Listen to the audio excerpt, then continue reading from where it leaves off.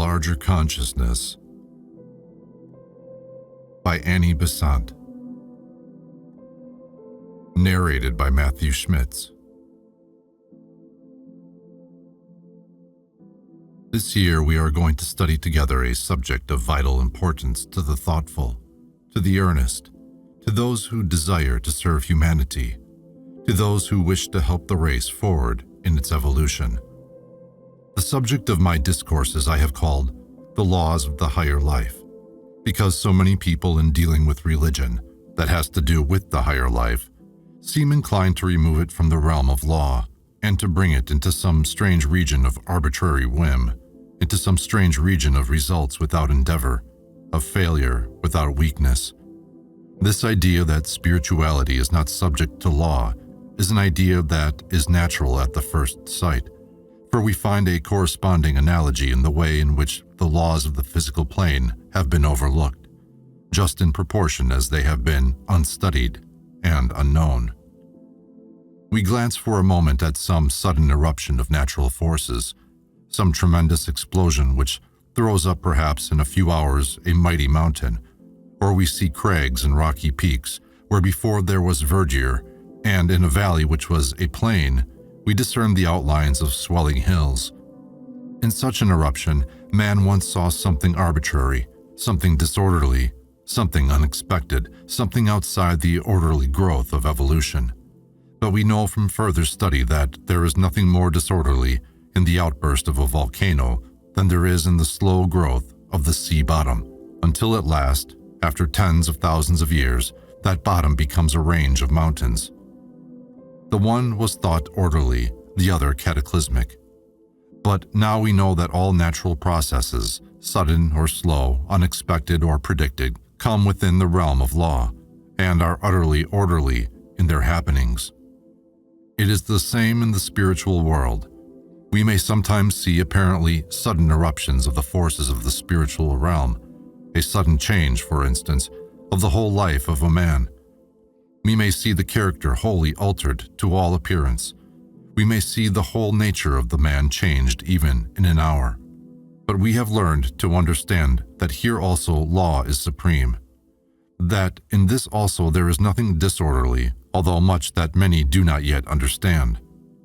And we are beginning to realize that in the spiritual, as in the physical universe, there is the one supreme life, manifesting in an infinite diversity of ways, and that life is ever orderly in its workings, no matter how strange, no matter how wonderful, no matter how unexpected they may seem to be to our dim and purblind eyes. So, we shall rest for a moment on the idea of law and see what it means. Then, after explaining what I mean by law, I shall try to show you that, without a possibility of doubt, even apart from religion and religious thought, there is a larger consciousness than that which works in the brain and the nervous system, a larger consciousness than that which we call the waking consciousness of man. Then, tomorrow afternoon, I shall try to show you that consciousness may begin to unfold and grow by the full recognition of the law of duty, by the attempt to fulfill perfectly every obligation of life. In the third and last lecture, I shall pass on to that loftier and sublimer region where the inner law takes place of the law of outer obligation, where instead of duty, which means the payment of debt, there is sacrifice, which is the outpouring of life, where everything is done gladly, everything is done willingly, in perfect self-surrender, where the man does not need to ask, "What have I to do? What is my duty?" but where he works because the divine outwelling finds its channel in his life, and he needs no outer compulsion because of the perfection of the inner law. Then he grows by the law of sacrifice, which is the law that rules the universe as well as the hearts of men. The sacrifice, which is a faint reflection of the divine sacrifice by which the worlds were made. That sacrifice which finds its small reflection, its petty, minute reproduction, wherever the heart of man throws itself at the lotus feet of the Lord of Sacrifice, and thus becomes a channel of the divine outpouring, however small and insignificant at first, a channel of the life of the Logos, filled not by the little that is given, but by the great outpouring that uses man as its channel. Now let us try to understand what we mean by the term law. I have found over and over again confusion of thought on this question of what is meant by law, and this lands the student in many perplexities and confusions. When we speak of the law of the land, you know very well what is meant thereby. The law of the land is an ever-changing thing, changing with the change of ideas in the authority that makes the law, whether that authority comes from the mouth of an autocratic monarch or from the voice of a legislative assembly, whether it is proclaimed in the name of the sovereign or of the community in which the law has to act and rule.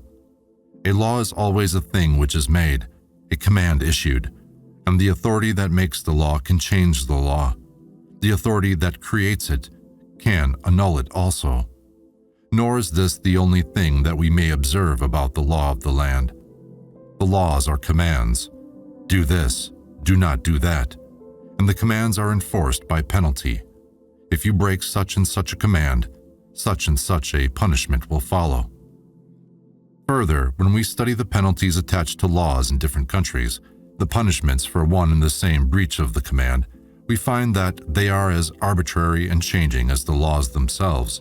They are not the results, in any sense, of the act which has broken the law, but the penalty, in every case, is artificially attached to the breaking of the law, and it can be changed at any time.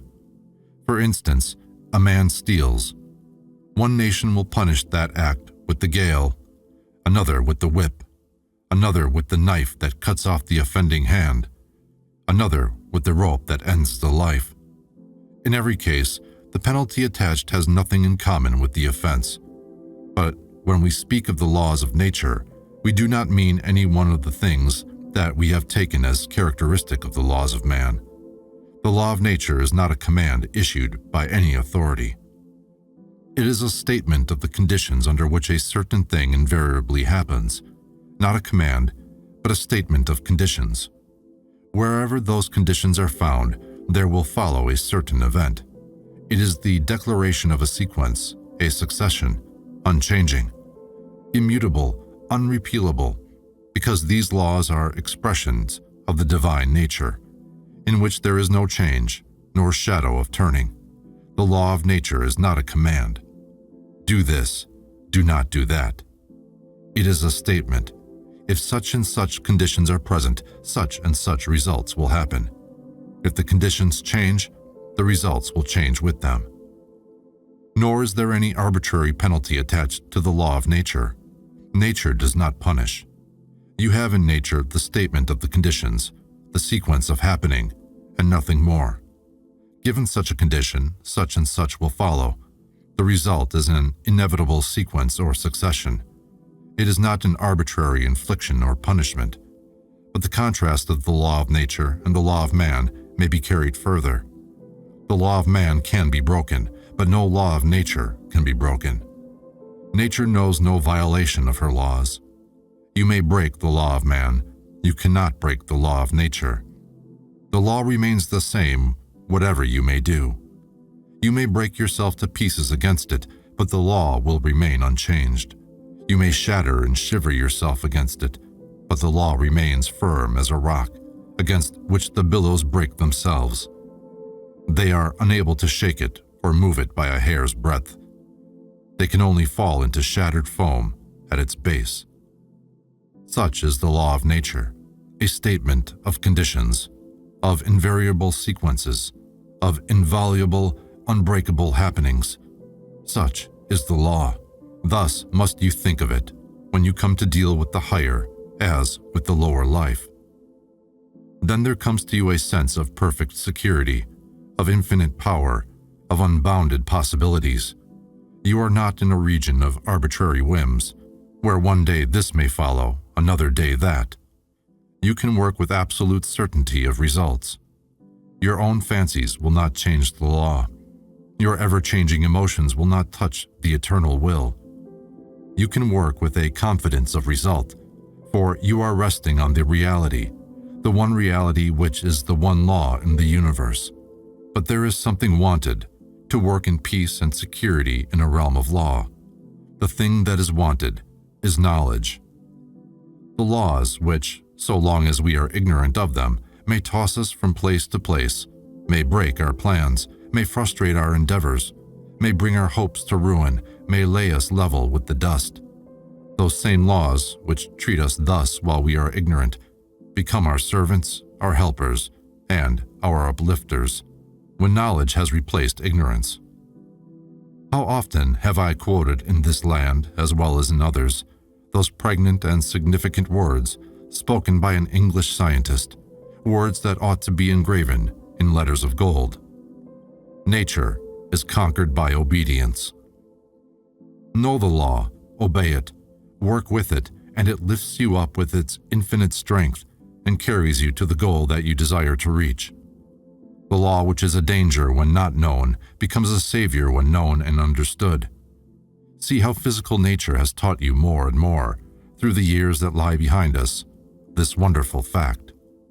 You see the lightning blaze from the stormy sky, and it flashes down, strikes a turret or a tower, and behold, they fall in ruins, destroyed by the uncurbed and unbridled flash of fire. How dangerous, how terrific, how mysterious. How shall poor man face the fire of the skies? But man has now learned to harness the same fire to his service. He has yoked it by the yoke of knowledge. And behold, the same force now carries his messages over seas and lands, and joins the Father to the Son, who has traveled thousands of miles away, in the loving bond of sympathy and communication. The lightning that destroyed becomes the electric fluid that gives hope and life to the anxious parent, and carries messages of love and goodwill over land and sea. Nature is conquered, and her forces are our servants when we learn to look in her way. So with all other forces, above and below, so in every field of the universe, visible and invisible, you must know the laws of the higher life, if you would live it. Know them, and they will carry you onward to your goal. Be ignorant of them, and your efforts will be frustrated, and all your endeavors will be as though they had not been. I now pass on to speak on what I have called the larger consciousness. I want to speak of it today from two standpoints. From the familiar standpoint of the East, which has learned to study consciousness from within, and which regards consciousness, working in the body, as the lowest manifestation of consciousness, a limited representation of the higher and larger consciousness. I want to speak of it not only from that standpoint, but from the standpoint of the West as well, chiefly for this reason. As Western thought and Western science have spread in this country, there is such an apparent certainty about them, such a glamour, that sometimes the Western thought will win a hearing when the familiar Eastern presentation of it may miss its road to the mind. I therefore want to show you how, among many persons trained in the habits of the materialistic thinking and materialistic science of the West, there is now a recognition that there is a consciousness larger than the brain consciousness, a recognition of a consciousness which transcends the body, and which is a matter of wonder and puzzlement, a matter of controversy and widespread dispute, on which men of science and experimenting, which they are trying to understand, which they are trying, as it were, to reduce into some familiar form within the realm of law. The investigation is leading them by scientific experiments on the physical plane to the same results which we find in Eastern teachings, results obtained in the East by the practice of yoga and the consequent development of the higher consciousness that looks from the higher downwards onto the physical plane. Eastern psychology, starting from the fact of the higher self and seeing that self working in various upadhis, traces out deductively its workings on the physical plane. Western psychology, starting on the physical plane, studying the upadhi first, and then the consciousness in it, is slowly climbing up step by step until compelled to transcend ordinary bodily conditions, until by its own artificial methods, it is producing states of consciousness long familiar in the East, and trying, in a vague and groping fashion, to work out some theory which will make the facts intelligible and coherent. The long road is somewhat strange and unpromising, but is nevertheless coming to a similar goal to that found out long ages since the spiritual insight of the seer. That is the line along which I propose to travel this afternoon. We need not delay on the subject of what is called waking consciousness, the mental faculties, emotions, etc., that you find around you in ordinary daily life.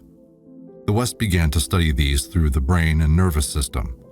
There was a time, some 25 years ago, when no psychology was considered sound, which was not based on the knowledge of physiology. The dictum was, you must begin by studying the body and the nervous system and the laws of its working and the conditions of its activities. As you know those, you will understand the workings of thought and the activities of the mind, and thus base a sound rational psychology on your physiological knowledge. I do not think that you would find that idea so completely endorsed among the most advanced students in the West today, but nonetheless, studying along those physiological lines, they came to very remarkable results, as men always will, when they honestly interrogate nature. First, they noticed that man's consciousness was not restricted to the waking state. They began to study dreams. They began to analyze and understand the working of consciousness when the body was asleep. They tabulated the facts after collecting a vast number of them, but they found their investigation was unsatisfactory because it was difficult to shut out all the conditions that they did not want to study. Sometimes a dream was produced by a disorder in some organ of the body. Sometimes it would be produced by overeating or indigestion. They wanted to eliminate these conditions. Gradually, they came to the idea to try to study the workings of his dream consciousness by inducing artificial trance, a trance which would be a dream state under certain definite conditions, which could be produced at will and which was not the result of the disturbance of any organ of the body. On this we have all the researches of hypnotism, experiments repeated over and over again, that you can read in the books specially devoted to these studies. What was the net result of these widespread, often repeated experiments? This, that under certain conditions in which normal thinking was impossible, because the brain was in a lethargic condition, badly supplied with bad blood, under conditions wherein coma ought to have resulted, an entirely unexpected set of results appeared. The mental qualities did not lessen in power. On the contrary, the faculties of the mind became sharper, keener, subtler, more powerful in every way when the brain was paralyzed. To their surprise, they found the memory in the trance state reached back over the forgotten years of life and gave up incidents of childhood long forgotten. Not only memory, but the powers of reasoning, arguing, judging, all became stronger, more easily used, more effective in their working. Under conditions wherein the senses were locked as in sleep, the functions of the senses were carried on more effectively through organs other than the ordinary ones. The eye, which did not respond to the flash of the electric lamp, would pierce distances that in the waking state it did not measure, read books that were kept closed, cut its way through the sheaths of flesh to the interior of the body, and describe diseases were hidden under flesh and skeleton. Similarly with the ear could hear a sound taking place far beyond the limit of the waking state of hearing, and answer questions addressed from afar, where the ordinary ear could not respond to the faint and delicate vibrations. These results made men pause, and they began to ask questions. What is this consciousness which sees without eyes, which hears without ears, which remembers when the organ of memory is paralyzed, and which reasons when the instrument of reasoning is in lethargy? What is this consciousness, and what are its instruments? It was not only that in this trance state these strange results came about. It was found that the deeper the trance, the loftier the consciousness. That was the next step. The trance, which is not very deep, will only show a certain quickening of faculties. Increase the depth of the trance, and the results of consciousness shine out more brilliantly. Facts were collected which showed that man had not one consciousness, but many consciousnesses, so far as their separate working was concerned. They tried experiments with an ignorant peasant woman who in her normal state was dull, stupid, and heavy. They put her into trance, and in trance she became more intelligent. And what was stranger still, She looked down with contempt at her own consciousness in the waking state, criticized its workings, spoke disdainfully of its limitations, uttering harsh phrases such as, "that creature," when referring to it. Still deeper trance, still profounder slumber, and there emerged from that deeper trance a loftier consciousness, a consciousness dignified, grave, sober, looking down upon both the other manifestations and criticizing them with sternness and separation and distance, criticizing their actions, blaming their faults, rising above their limitations. Thus, in this peasant woman, 3 stages of consciousness were seen, and the deeper the trance, the higher the manifested consciousness. One other strange fact appeared. In her waking state, the peasant woman knew nothing of the second or the third consciousness. For her, they did not exist. The second consciousness knew the one below it, but it did not know the one above it. The third looked down upon the 2, but knew nothing higher than itself. Out of this, there came another idea, that not only could the consciousness show higher powers than in the waking state, but that the limited consciousness could not know the larger consciousness, which was beyond its own limitations. The higher knew the lower knew not the higher. The ignorance of the lower was then no proof of the non-existence of the higher. The limitations that bound the lower consciousness could not be used as arguments against the higher condition, which it could not appreciate because of its limitations. Such are some of the results of Western science and its investigations. Now we come to another line of study. Men, materialistic in their thought, studying carefully the mechanism of the brain, came to certain conclusions as to the kind of brain in which abnormal results of consciousness were manifested, apart from all states of artificially induced trance. That school of thinkers may be summed up in the declaration of Lombroso, a great Italian scientist. He declared that the brain of the man of genius is abnormal and diseased. Genius is allied to madness. Wherever you find brains in which abnormal happenings are seen, you are there on the lines of disease, and the natural goal of that as insanity. There was some such idea current even before the days of Lombroso, for we know the line of Shakespeare, "Great wits to madness near, allied." In itself, this statement need not have done very much harm, had it not reached the length to which it is carried by the school of Lombroso. But as applied there, it became a weapon of terrible keenness against all religious experiences. You find men of this school basing their conclusions on physiological facts, and saying that the brain becomes abnormal when responding to certain stimuli to which the normal brain does not respond. As that idea gradually spread, they took the next step and said, "Here is the explanation of all religious experiences. We have always had visions and mystics and seers. Every religion contains testimony of abnormal happenings, declarations of visions, and of things normally invisible to the sound, to the balanced, to the rational brain. A man who sees visions is a man whose brain is diseased. He is a neuropath. He is diseased, be he a saint or a sage. All the experiences of the saints and sages, all their testimony to the phenomena of the invisible worlds, all these are dreams of disordered intellect, working in the brain which had become overstrained and diseased." Religious people, startled by such a statement, scarce knew how to answer it. Stunned at what seemed to them the blasphemy which regarded all religious experiences as neuropathic, the saints as nothing but neuropaths, victims of a diseased nervous system, sufferers from obscure troubles of the nerves, they knew not what to say.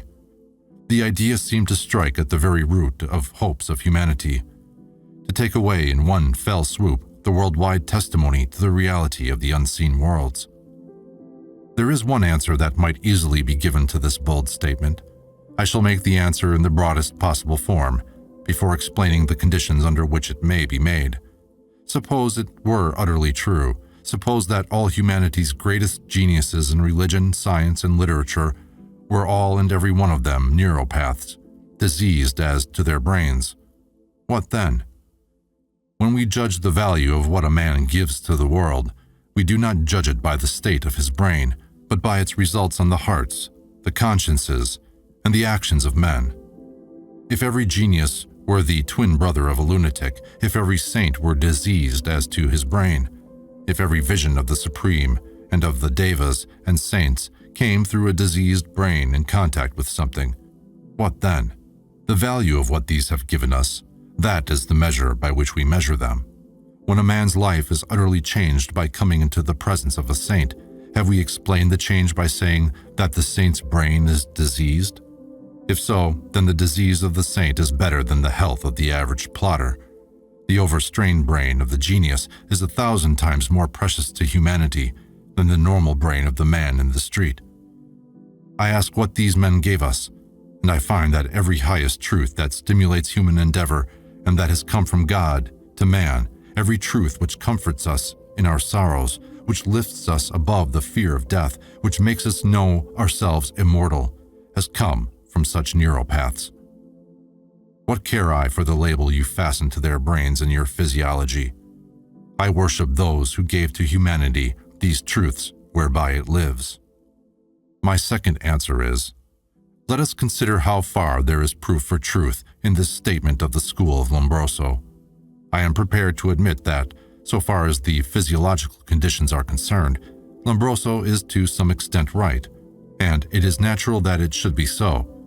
The normal brain of man, the result of man's evolution up to the present stage, is the brain which can deal best with the ordinary matters of the world, with buying and selling, cheating and swindling, getting the better of the weaker and trampling down the feeble.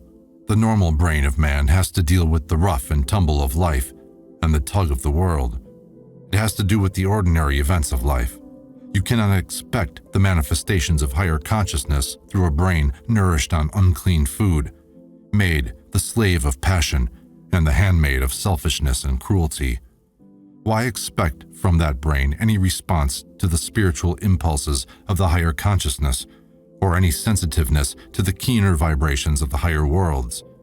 It is the product of past evolution, and it repeats the past. But what of the other brain, the brain that responds to these subtler vibrations? These are the brains that have the promise of the future. They tell us of the evolution that shall be, not of the evolution that has been. Those who are in the front of evolution are likely, with their subtler, more evolved nature, to be far more easily upset by the coarser vibrations of the lower world than those adapted to it, and the very fact that their brains are responsive to the subtler will render them less fitted to answer to the coarser vibrations of the lower world. We have two very different conditions to consider. First, the more highly evolved brain, normally sensitive and ready to respond to subtle vibrations, in a state of very delicate equilibrium. That is the brain of the genius, spiritual, artistic, literary. Secondly, the normal brain under stress of keen emotion, rendered thereby abnormally sensitive and tense, and thrown more or less out of gear, that is the brain of the ordinary, religious mystic and seer. The first will be normally healthy and sane, but not well adapted to meet the demands of the lower life, and careless of ordinary affairs. It will be easily jarred by violent vibrations, and hence often irritable and impatient, and it will be more or less easily thrown off its balance. The delicate equilibrium of its complicated nervous machinery will be far more readily disturbed than the rough self-adjusting mechanism of the less evolved brain. Later in evolution, such brains will have gained stability and elasticity. At present, they easily lose equilibrium. The second, normally unfit to respond to subtle vibrations, can only be raised to a sufficient point of tension by a strain that injures its mechanism and shows itself as nervous disorder. Strong emotion, intense desire to reach the higher life, prolonged fasting and prayer, anything, in fact, that overstrains the nerves, will, for the time, render the brain sufficiently sensitive to answer vibrations from the subtler planes of being. Then visions and other abnormal happenings will occur. The superphysical consciousness finds, for a brief time, a vehicle sufficiently sensitive to receive and answer to its impulses. The neuropathic brain does not make the vision. That belongs to the superphysical world. but the neuropathic brain affords the conditions necessary for the vision to impress itself on the physical consciousness. Hysteria and other nervous diseases will, in these cases, frequently accompany such phenomena. It is true that, where evolution is understood and widely guided, it is not necessary that disease should be the condition of these higher experiences. But it is not unnatural that, in many cases, such men and women, unevolved and untrained, with no habit of introspection and self-analysis, and no knowledge of the working of the laws of consciousness, plunged in the ordinary conditions of life, should be less rational on the physical plane than their fellows, caring less for the things of this world because they care so much for the things of the higher life. For a moment, let us see why there should be this danger. The reason is simple. Take a string, which, when loose, will not give out any musical note. Make it tense, and the note will sound out from the tightened string. It is only when stretched that it will give the musical note, but also it is then that it is exposed to the danger of snapping. So with the brain. While it is what may be called slack, it simply responds to the slow vibrations of the physical plane. No note of heavenly music can sound out through that brain, because its nervous matter is not sufficiently tense to respond to the more rapid vibrations. It is only when the nervous matter is made tense by strong emotion, or by a great strain of some kind, that the ordinary brain can answer to them. Hence, the strain which shows itself as nervous excitement, as hysteria, in daily life, does afford the condition of nervous matter capable of responding to more rapid and subtle vibrations than those of the physical plane. The tension of the nervous state is a necessary condition for the showing out of the higher life and consciousness. When you understand this fact well, the great attack of the school of Lombroso on all religious experiences loses all its power and menace. The disease, the neuropathy, is natural, for you are dealing with vehicles in the ordinary stage of evolution, unfit for subtle vibrations. You have to refine them, to make them more tense, in order that they may respond to higher vibrations.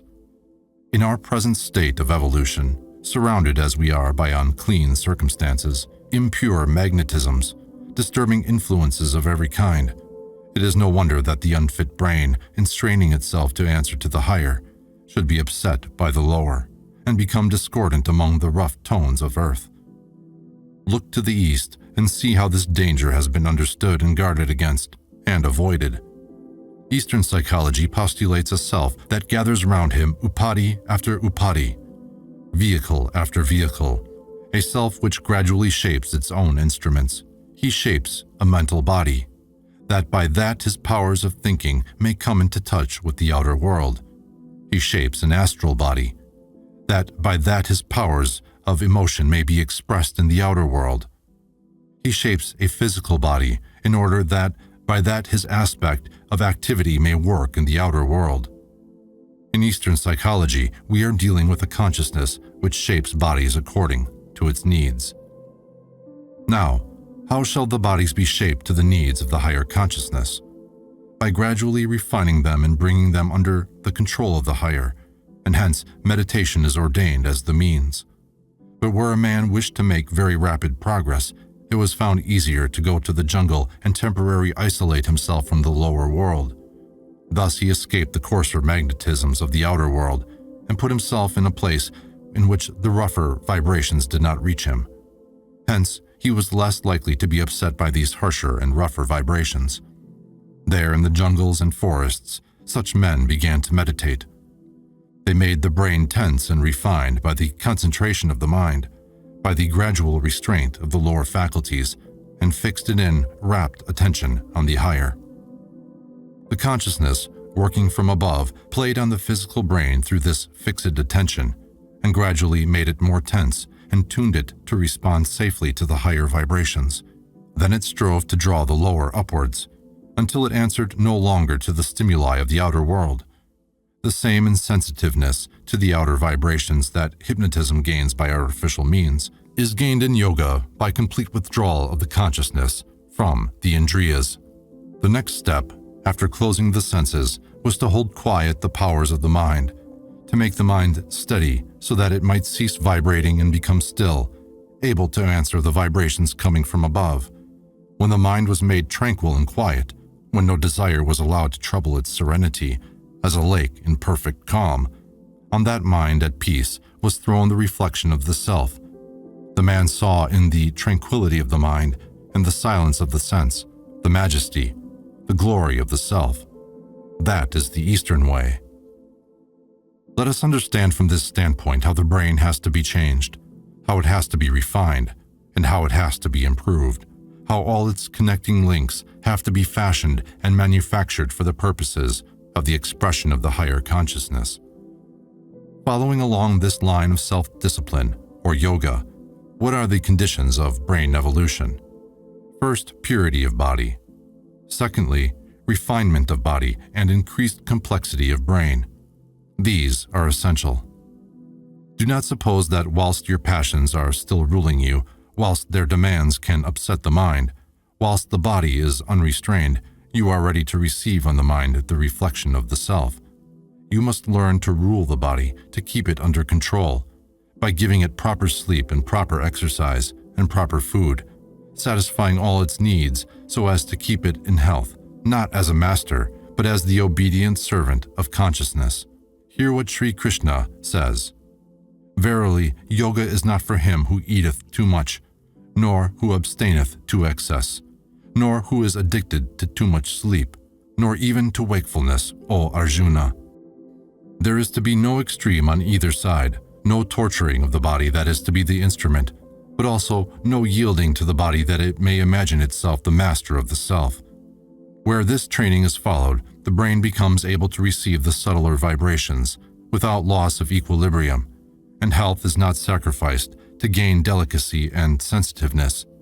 The yogi is most exquisitely sensitive, but perfectly sane. Having controlled and purified the body, we can make it sensitive to the higher vibrations, responsive to the surrounding of the sublimer notes. But to do this, we must lose our interest in the lower and become indifferent to the attractions of the outer life. Vairagya, dispassion, we must have, for that is a condition of the higher consciousness revealing itself in the lower world. While you love the lower things of the world, the higher consciousness cannot use this upadi as its vehicle. One-pointed devotion to the Supreme, a clear, well-balanced, intelligent development of the intellect and emotions, this is the road along which we must tread, if the higher consciousness is to be manifested on earth. We must be pure in life, compassionate and tender. We must learn to see the self in everyone around us, in the ugly as well as in the beautiful, in the low as well as in the high, in the plant as well as in the deva. He who sees the self in everything, and all things in the self, he seeth verily, he seeth.